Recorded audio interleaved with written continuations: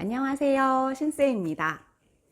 얼마 전에 제가 테스형이라는 말을 인터넷상에서 접하게 됐는데 너무 많이 나오는데 도대체 무슨 말인지 감이 잡히지 않더라고요. 그래서 찾아봤더니 나훈아 씨의 노래 제목이고 소크라테스를 형이라고 부르고 있다는 것을 알고 제가 굉장히 빵 터졌습니다.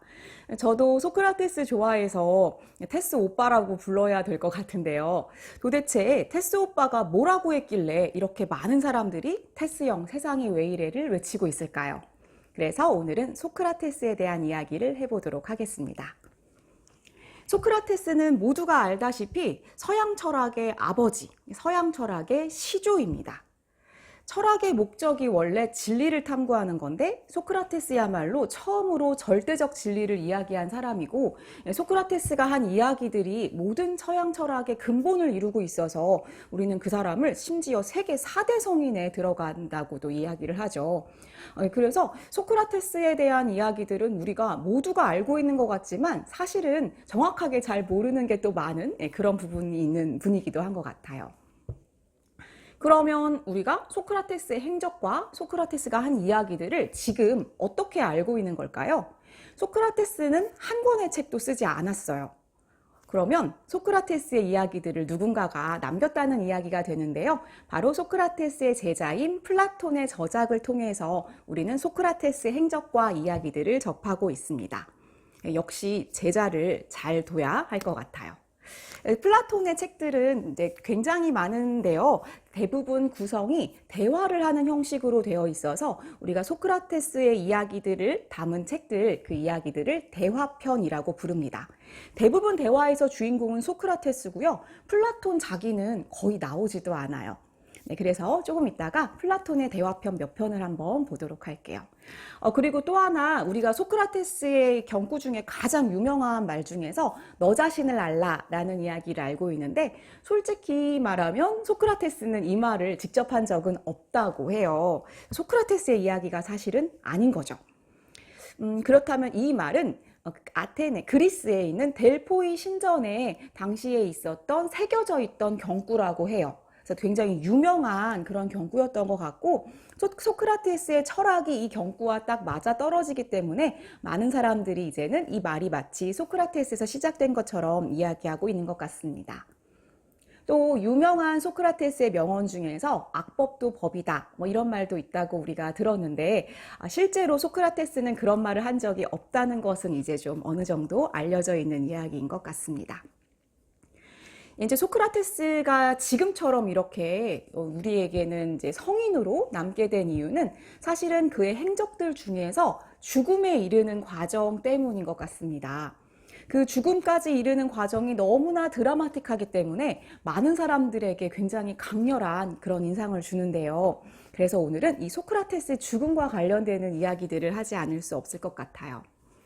소크라테스가 이제 사람들을 불러가지고 이렇게 대화를 많이 나누면서 사람들에게 막 뭔가 질문을 던지면서 아테네를 돌아다니다가 결국은 70살의 나이에 고소를 당하게 됩니다. 죄목은 새로운 신을 믿고 아테네 젊은이들을 타락시킨다는 죄목이었고요. 결국은 재판을 받아서 결과적으로 소크라테스가 사형 선고를 받게 돼요. 근데 우리가 상식적으로 좀 생각을 해봐도 아무리 옛날이었다고 해도 좀 젊은이들을 타락시킨다라는 죄목으로 사형 선고를 받는다는 게 좀 납득이 되지 않는데요. 사실은 여러 가지 속에 스토리가 이제 숨어져 있는데, 이제 소크라테스가 재판을 받을 때 과정을 보면 약간 본인의 사형을 좀 유도한 것이 아닌가라는 생각이 들 만큼 굉장히 강렬하게 자기 자신을 변론하게 돼요. 일단 책을 조금 보면서 이야기를 더 나눠보도록 하겠습니다. 일단 제가 가지고 있는 플라톤의 대화편을 좀 집에서 찾아봤는데, 일단 이렇게 되어 있는 4개의 대화편이 들어있는 책이 있어서 먼저 소개를 좀 시켜드릴게요. 에우티프론이라는 대화편은 소크라테스가 고소를 당했을 때쯤 에우티프론이라는 사람과 나오는 그런 대화편이에요. 그 다음에 두 번째, 소크라테스의 변론이라는 대화편은 재판정에서 소크라테스가 자기 스스로를 변론한 과정을 담고 있습니다. 세 번째 대화편은 크리톤이라는 대화편인데요. 소크라테스가 사형 선고를 받고 감옥에 갇히게 돼요. 자, 그래서 감옥에 많은 친구들과 제자들이 와서 탈옥을 할 것을 권유합니다. 자, 크리톤이라는 대화편은 크리톤이라는 친구가 와서 소크라테스에게 탈옥을 설득하는 그런 대화편입니다. 법철학의 정수가 담겨 있다는 평을 듣는 그런 대화편이에요. 그래서 이 얘기를 조금 이따가 읽어보도록 하겠습니다. 여기까지 세 개의 대화편은 사실 플라톤의 초기 대화편이라고 해서 소크라테스의 생각이 있는 그대로 들어있을 가능성이 높습니다. 그리고 여기 나와 있는 마지막 대화편은 파이돈이라는 대화편인데, 이 파이돈이라는 대화편은 소크라테스가 독약을 먹기까지의 하루의 이야기를 담고 있습니다. 그래서 파이돈이라는 사람이 그 과정을 지켜보고 나서 이야기를 해주는 그런 형식으로 되어 있는데, 소크라테스가 의연하게 자신이 죽음을 맞이하는 과정이 정말 너무 멋지게 담겨 있어서 굉장히 감동을 느끼게 하는 그런 대화편이고요. 마지막에 소크라테스가 독약 마시기 직전에 한 말이, 내가 사실 어떤 사람한테 닭 한 마리를 빚지고 있는데 그것 좀 갚아달라고 부탁을 하고 독약을 마셔요. 이 파이돈이라는 대화편은 사실상 플라톤의 중기 대화편에 속하기 때문에 플라톤의 생각이 많이 담겨 있습니다. 그리고 뭐 영혼 불멸설 이런 내용들이 이제 들어와 있고요. 플라톤의 생각인 이데아론이 시작되는 그런 대화편이라고 볼 수가 있어요. 그래서 사실은 이 뒷부분 같은 경우는 소크라테스 생각이라기보다는 플라톤 생각이 강하게 담겨 있는 그런 대화편입니다. 자, 이렇게 네 개의 대화편을 먼저 살펴봤고요. 그 다음에 또 플라톤의 정말 유명한 대화편으로는 이 국가라는 대화편이 있습니다. 이 국가는 플라톤의 중기 대화편이기 때문에 속에는 주인공이 소크라테스이지만 사실 소크라테스 생각이 아니고 플라톤 자신의 생각일 가능성이 가장 높은데요.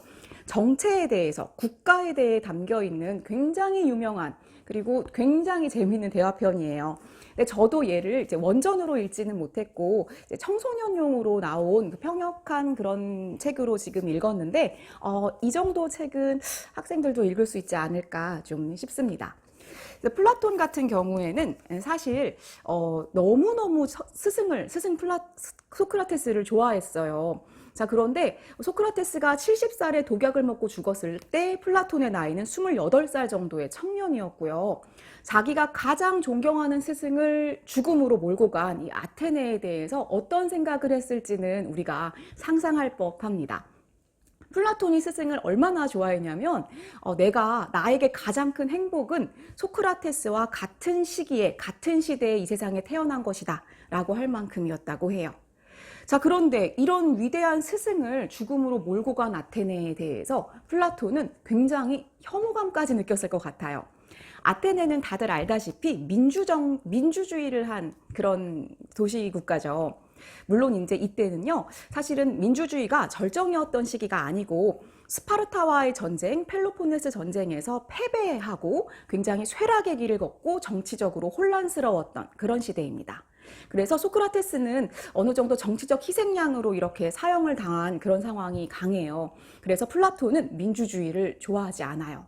우리는 상식적으로 민주주의가 가장 이상적인 정치체제라고 생각하지만 플라톤은 그렇지 않았어요. 다수의 생각이 항상 옳은 것만은 아닐 수 있고 중우정치, 어리석은 민중이 이끌어가 나가는 인기에 영합하는 정치일 수도 있다라는 생각이 플라톤의 생각이었고요. 그래서 플라톤은 국가라는 이런 책에서 철인정치라는 자신의 이상을 꿈꿉니다. 이 이야기는 너무 또 길어지기 때문에 이 정도만 이야기를 하도록 하겠습니다. 또 하나 있는 대화편을 잠깐 소개하면 이 대화편은 향연이라는 대화편이에요. 역시 플라톤의 생각이 강하게 담겨 있고 물론 주인공은 소크라테스입니다. 이 대화편은 잔치집에서 막 대화를 나누다가 사랑이란 무엇인가에 대해서 이야기를 나누는 그런 대화편입니다. 에로스에 대해서 다루는 그런 대화편인데요. 저의 인생책입니다. 제가 가장 좋아하는 대화편이고 이 책은 지금 얇고 별로 길지 않은데 요거는 완역판이에요. 그래서 사실은 읽으려고 마음먹으면 금방 읽을 수 있는 그런 대화편입니다. 영어로 보면 심포지움이라고 써 있습니다. 우리가 흔히 이야기하는 그 심포지움의 시작이 바로 요 플라톤의 향연 심포지움입니다. 많은 사람들이 모여서 토론하고 대화를 나누는, 여기서는 사랑이 무엇인가에 대해서 논하고 있습니다. 그래서 하지만 지금 우리의 주인공은 테스형이기 때문에 이제 요것은 이렇게 어느 정도 두고요. 플라톤의 대화편 중에서 크리톤의 일부를 읽어보도록 하겠습니다. 크리톤 같은 경우는 법철학에 대한 이야기들이 많이 담겨 있고요. 내가 왜 탈옥하지 않는지에 대해서 친구인 크리톤을 설득하는 그런 형식입니다. 그래서 아주 일부만 읽어보게 될 텐데 이걸 보면 이 대화편들의 특징을 어느 정도는 파악할 수 있어요. 소크라테스의 특징이 누군가와 대화를 하면서 스스로 진리를 깨우치게 만들어주려고 노력을 하는데요. 질문을 던지면 그 사람의 이야기를 듣고 그 사람이 평상시에 하고 있었던 상식적인 생각이나 원래 편견 같은 거를 하나씩 깨부수면서 정말 진리가 무엇인가를 찾아가는 그런 형태의 화술을 말하는데 흔히들 산파술이라고 합니다. 그래서 여기서 소크라테스가 크리톤에게 어떤 식으로 자신의 생각을 이야기하는지를 한번 생각해 볼 수 있을 것 같아요. 그런데 오늘은 제가 이 책들을 이렇게 추천을 한번 읽어보자 라고 추천을 하기가 그렇게 쉽지는 않을 것 같은데요. 그 이유는 약간 이 완역본 같은 경우들이 번역을 이렇게 읽으면 좀 이렇게 확 들어오지 않을 수가 있어요. 문장이 좀 너무너무 길고 우리가 평상시 익숙하던 그런 문장들이 좀 아니기 때문이기도 하고요.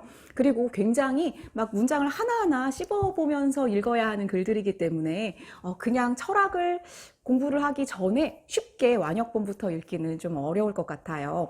하지만 한 번쯤 시도해 볼 만한 가치는 있는 그런 정말 고전 중의 고전이라고 생각합니다. 그럼 한번 크리톤의 일부를 읽어보도록 하겠습니다. 크리톤은 감옥에 있는 소크라테스를 찾아와서 탈옥을 하는 것을 권유하고 있는데요. 시작에서 소크라테스가 이렇게 이른 시간에 왜 찾아왔냐고 물으면서 크리톤과의 대화가 시작됩니다. 일부를 좀 발췌해서 읽어보도록 하겠습니다. 크리톤의 주장부터 한번 읽어보도록 하겠습니다. 하지만 여보게 소크라테스, 지금이라도 내 말에 승복하고 자신을 구하게나. 만약에 자네가 죽으면 그건 나에게는 한 가지 불행이 아닐세. 내가 결코 다시는 찾지 못할 그런 가까운 친구를 아끼게 되는 것 말고도 더 나아가서는 나와 자네를 잘 알지 못하는 많은 사람들한테는 내가 돈을 쓰려고 했던들 자네를 구할 수 있었는데도 내가 무관심했던 것으로 생각될 것이니까 말일세. 하지만 친구들보다도 돈을 더 귀히 여기는 것처럼 보이는 것, 이것 이상으로 부끄러운 평판이 무엇이겠는가? 왜냐하면 많은 사람은 우리는 열성적이었는데도 자네 자신이 이곳에서 떠나려 하지 않았다고는 믿지 않을 것이기 때문일세. 소크라테스. 하지만 여보게 크리톤, 왜 우리가 많은 사람의 의견에 대해서 그처럼 마음을 쓰게 되지? 더 존중해야 할 가장 합리적인 사람들은 이 일이 의당 그렇게 되어야 하듯 그런 식으로 처리되었다고 생각할 것이기 때문일세. 크리톤. 그렇지만 소크라테스, 많은 사람의 의견에 대해서도 마음을 쓰지 않을 수 없다는 것은 자네가 알고 있네. 지금 당면하여 있는 바로 이 사태만 해도 어떤 사람이 많은 사람 사이에서 비방을 받고 있을 경우에는 이들이 결코 최소의 해가 아니라 어쩌면 최대의 해를 끼칠 수 있다는 점을 명백히 보여주는 것일세. 자, 그래서 크리톤은 소크라테스가 다수의 재판에 의해서 사형 선고를 받게 된 이야기들을 하고 있습니다. 자, 이렇게 크리톤은 소크라테스를 설득하면서 평판, 많은 사람들의 평판과 또 그 뒤에 소크라테스의 자녀들을 양육하고 교육해야 하지 않느냐, 이런 것들에 대해서 다른 나라로 망명할 것을, 탈옥해서 망명할 것을 권유를 하고 있습니다. 잠깐 뒷부분을 한번 발췌해서 읽어볼게요. 소크라테스. 그렇다면 건전한 의견들은 존중하되 나쁜 것들은 그러지 말아야 하지 않겠는가? 그렇고 말고. 한데 건전한 의견들은 분별 있는 이들의 것이지만 나쁜 것들은 어리석은 자들의 것들이 아니겠는가? 크리톤. 어찌 그렇지 않겠나? 소크라테스. 자, 그러면 이와 같은 것들에 대해서는 또 뭐라 말했던가?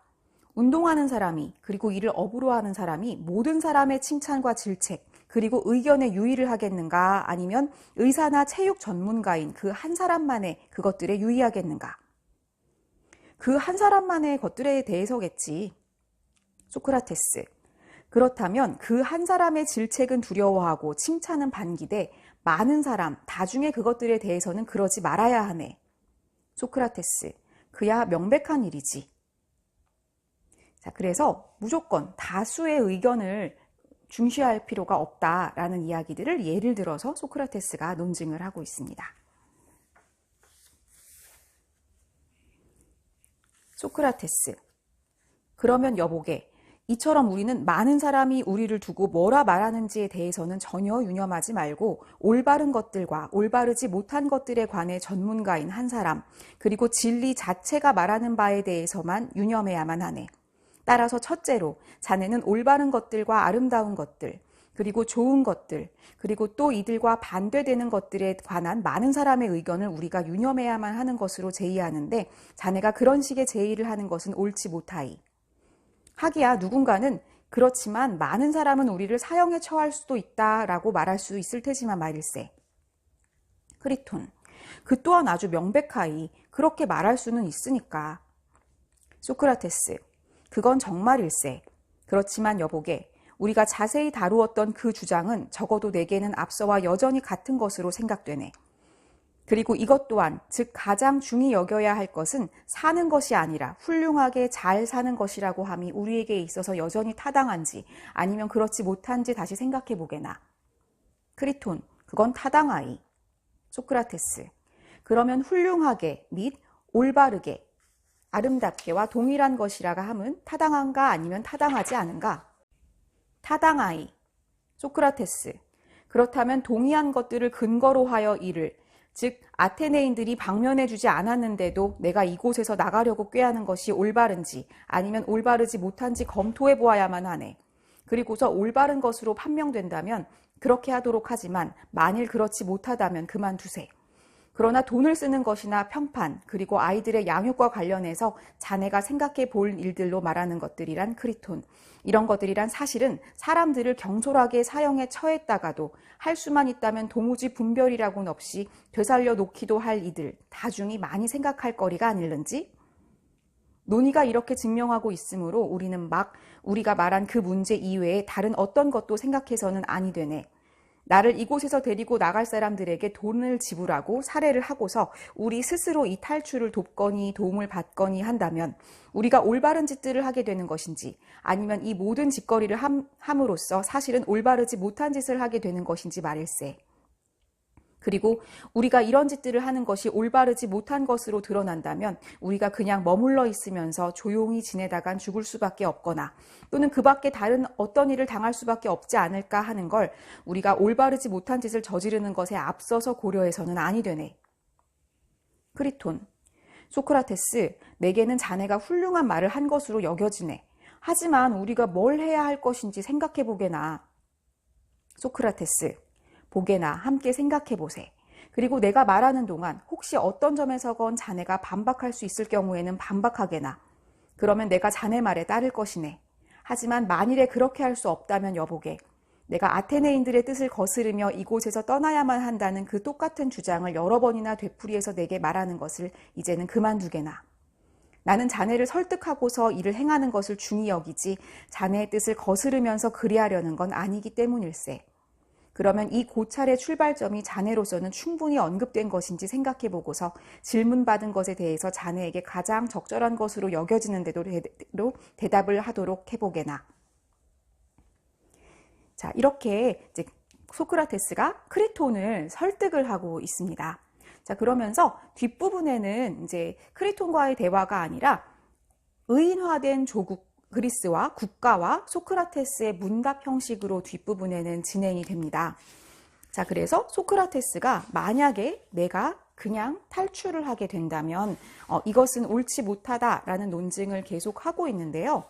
소크라테스 같은 경우에는 조국에 대해서 내가 조국을 설득하거나 시민 공동체의 법률을 설득해서 바꾸는 것이 아니고 이렇게 탈출을 하게 된다면 이것은 옳지 못하다라고 이야기를 하고 있습니다. 그래서 뒷부분까지는 요만큼 이야기들이 조금 더 남았고요. 여기까지 이제 읽으면 크리톤 내용을 다 끝내게 됩니다.